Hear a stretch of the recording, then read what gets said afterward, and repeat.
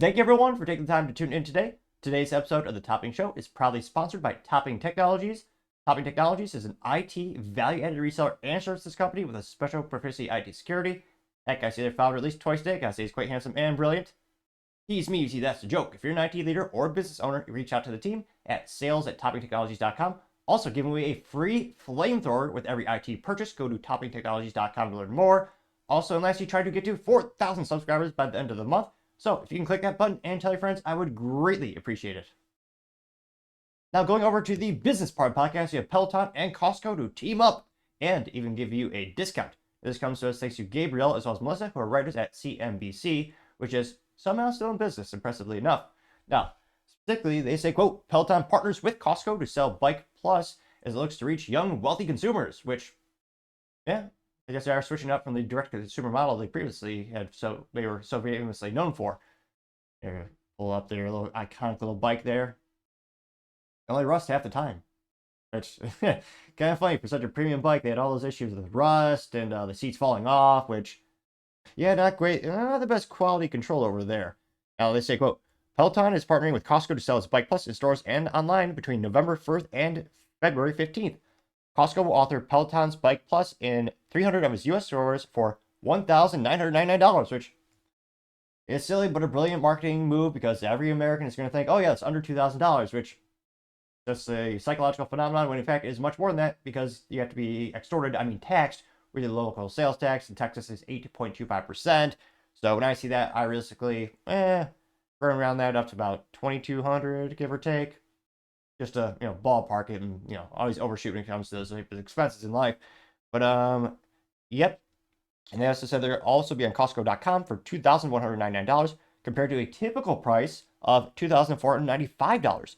Partnership comes as Peloton looks for a fresh and profitable way to reach new consumers, which I don't know if they have market saturation by now, but that brand, during the pandemic, it's skyrocketed in sales and popularity. And shoot, couldn't throw a brick without hitting one of those silly things. And I don't know, I feel like the brand peaked at that point in terms of brand awareness.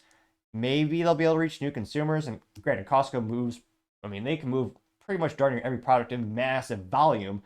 So, Costco's pretty good at these. They do a lot of research where they put a thing in the store.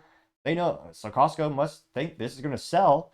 Now they say, quote, under the terms of the deal, they will offer their prices at 300 of the stores at those price points.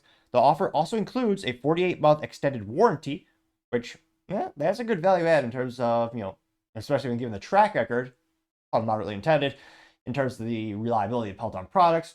They tend to have some issues having an extended warranty. That's pretty nice. It'll also, the Bikes Plus pricing typical includes a 12-month warranty, so it's quite extended. It's unclear how the bundle will compare to any holiday promotions Peloton has to offer, however, which, that's a good point. New partnership comes during the state of transition for Peloton, which being led by two board members after his former CEO, Barry McCarthy, stepped down earlier this year. Long focus on growth at all costs, Peloton has turned its sights to profitability and has become more creative in its tries to reach new users. As sales fall and losses mount, Peloton is looking for a cheaper way to attract new customers. Costco is one of the ways of getting there, which, they're going to have a lot of foot traffic, which, again, Peloton was recently online, with the exception of Dick's Sporting Goods, which I usually joke that they're dicks just having the business model because they got rid of scary black rifles and destroyed $5 million of rifles just for virtue signaling. The CEO thought it'd be a good idea to alienate a lot of prospective clients, which, no one who enjoys shooting sports or defending themselves the Second Amendment, none of them shop at Dick's anymore. So, not the best marketing move by Dick's.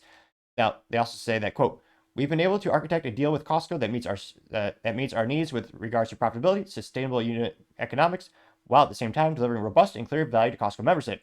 It's a quote from Cam Sanders.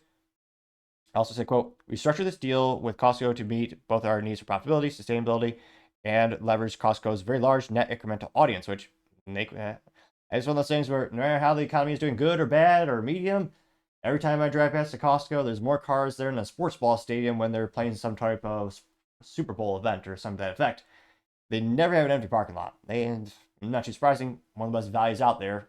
Shoot, they barely make any profit on the products. It's all about the memberships at Costco, as well as, much smaller, but as well as Sam's Club. Now, they know that about half of Costco's new membership signups last fiscal year came from people who are under 40 years old. The average age of its 76 million consumers had fallen since the pandemic, CFO Gary Millerchip said on an earnings call late September. So again, that'll be getting them access to those new younger audience who may have a high propensity of actually partnering with them. I mean, Peloton also recently partnered with, what was it? Yeah, Hyatt Hotel to try to kind of get more exposure to their products, as well as working with e-commerce giant Amazon.